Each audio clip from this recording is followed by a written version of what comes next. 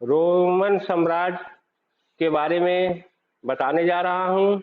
अभी तक मैंने आपको पूर्व में रोमन साम्राज्य का इतिहास, रोमन साम्राज्य का प्रारंभिक इतिहास, रोमन साम्राज्य की भौगोलिक स्थिति, रोमन साम्राज्य के गणतंत्र के बारे में आपको पढ़ा चुका हूँ। जूलियस सीजर के बारे में बता चुका हूँ।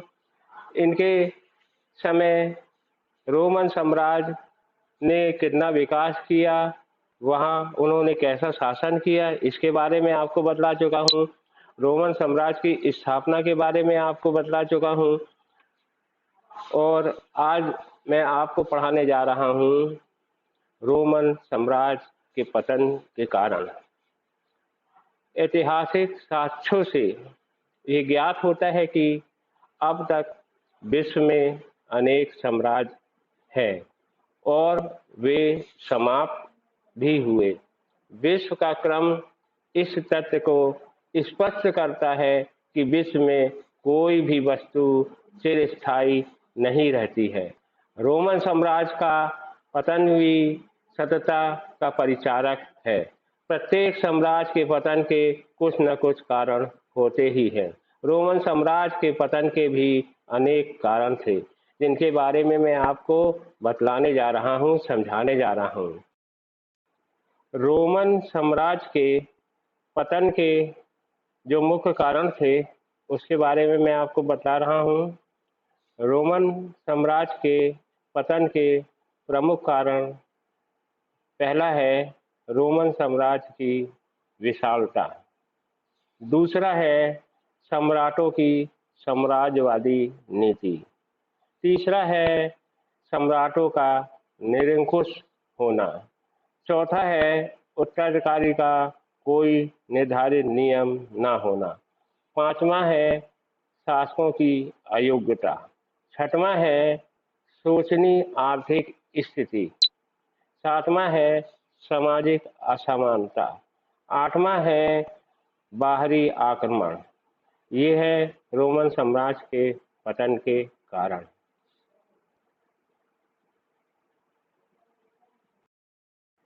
रोमन साम्राज्य की सामाजिक संरचना।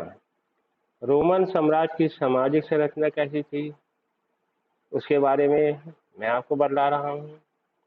वहाँ उच्च वर्ग अथवा जो संपन्न वर्ग होता है, धनी वर्ग होता है, अभिजात वर्ग होता है, दूसरा है मध्यम वर्ग और तीसरा है निम्न वर्ग। रोमन की सामाजिक संरचना में जो विधिक श्रेणियां विद्यमान थी, रोमन साम्राज्य के अंतर्गत समाज प्रमुख रूप से इन तीन वर्गों में विभाजित था। पहला है उच्च वर्ग अथवा अभिजात वर्ग। रोमन साम्राज्य के अंतर्गत जो संपन्न वर्ग को उच्च वर्ग के नाम से जाना जाता था। इस वर्ग में मुख्य रूप से सीनेटर और आश्वरोही वर्ग के लोग सम्मिलित थे। समाज में इस वर्ग का स्थान अग्रणी था। इस वर्ग के लोग अपने व्यवसायिक हितों के कारण इटली के अतिरिक्त अन्य प्रांतीय शहरों में बसे हुए थे। इस वर्ग के लोगों को अपने शहरों में न्यायिक और धार्मिक पदों पर नियुक्त किया जाता था। इस वर्ग के लोग सेना में भी उच्च पदों जैसे सेना नायक पर नियुक्त किए जाते थे। रोमन साम्राज्य के अंतर्गत राज्य के लिए श्रेष्ठ कार्य करने वाले लोगों को नागरिकता प्रदान करने तथा इक्वेशियन घुड़सवार का दर्जा प्रदान करने की प्रथा प्रचलित थी। घुड़सवार का दर्जा प्राप्त लोग सम्राट के प्रति निष्ठावान होते थे। सम्राट इन लोगों को प्रशासन और सेना के पदों पर नियुक्त करते थे। दूसरा है मध्यम वर्ग। मध्यम वर्ग में प्रशासन और सेना की सेवा में जुड़े हुए आम लोग सम्मिलित थे। इस वर्ग में अपेक्षाकृत अधिक समृद्ध व्यवसायी और किसान भी सम्मिलित थे। इस वर्ग में बहुत से लोग पूर्वी प्रांतों के निवासी थे।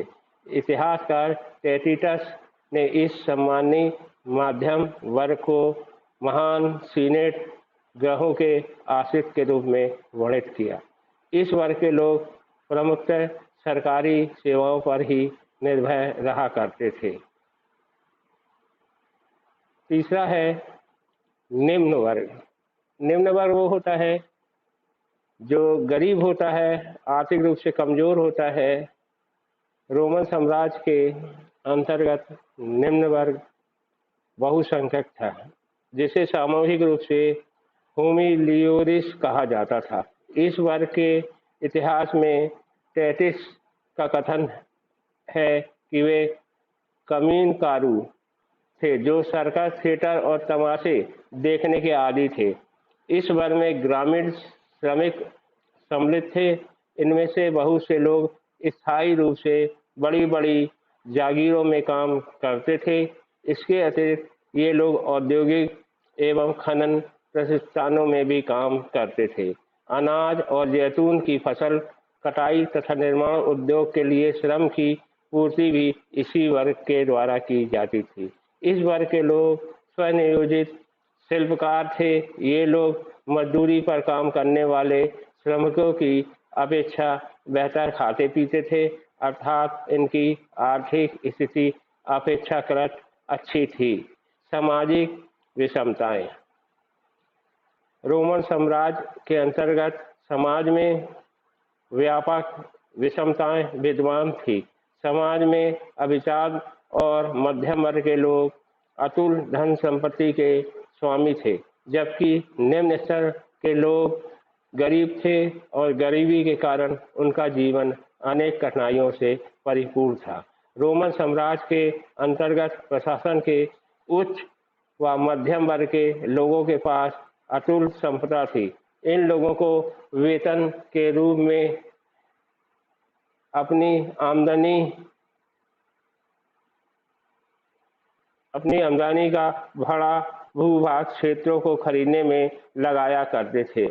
5वीं शताब्दी के एक इतिहासकार ओलिपिंडिओरस ने इस वर्ग की अतुल धन संपदा पर प्रकाश डालते हुए लिखा कि रोम नगर में रहने वाले कुलीन परिवारों अपनी संपदाओं से 4000 पाउंड सोने के बराबर वार्षिक आय होती थी।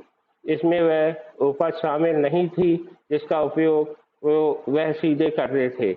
विशाल आमदनी के स्रोतों से रोम के उच्च घरानों में से प्रत्येक पास वह सब कुछ था जो एक मध्यम आकार के शहर में होता था, जैसे एक हिप्पोड्रोम अर्थात घोड़दौड़ का मैदान, अनेक भव, मंच, मंदिर, फुव्वारे, विभिन्न प्रकार के स्नान गृह आदि। इस वर्ग के लोग अनुचित माध्यमों से अपनी धन संपदा में वृद्धि करने में लगे रहते थे।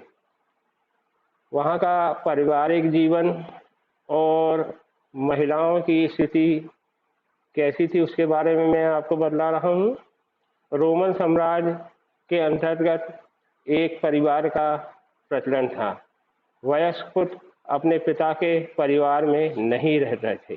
इसी तरह वयस्क भाई भी दूसरे भाइयों के साथ परिवार में रहना पसंद नहीं करते थे। रोम वासियों की परिवार की अवधारणा के अनुसार दास परिवार का अंग होते थे। रोमन साम्राज्य के अंतर्गत विवाह सामान्यतः परिवार द्वारा नियोजित होते थे। रोमन समाज में पुरुष का विवाह 28, 29, 30, 32 वर्ष की आयु में तथा कन्या का विवाह 16, 18, 22, 23 वर्ष की आयु में किया जाता था।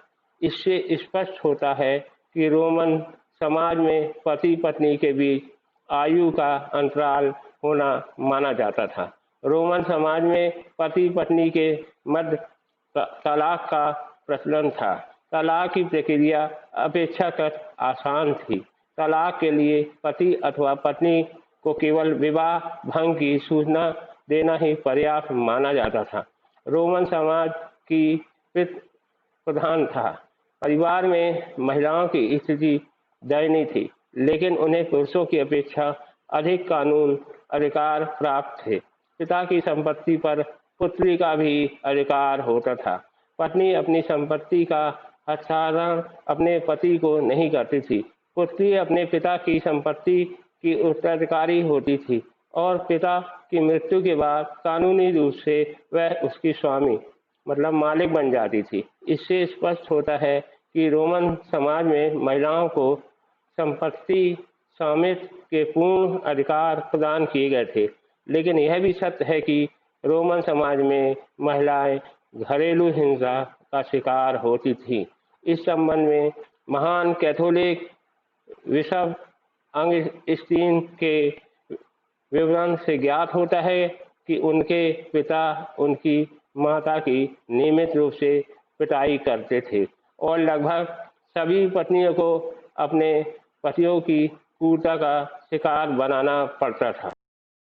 बच्चों, मैंने रोम साम्राज्य के पतन के बारे में आपको बताया है। रोम साम्राज्य में महिलाओं की कैसी स्थिति थी, उनको उत्तराधिकारी का अधिकार प्राप्त था, कानूनन प्राप्त था और उन पे अत्याचार भी होते थे।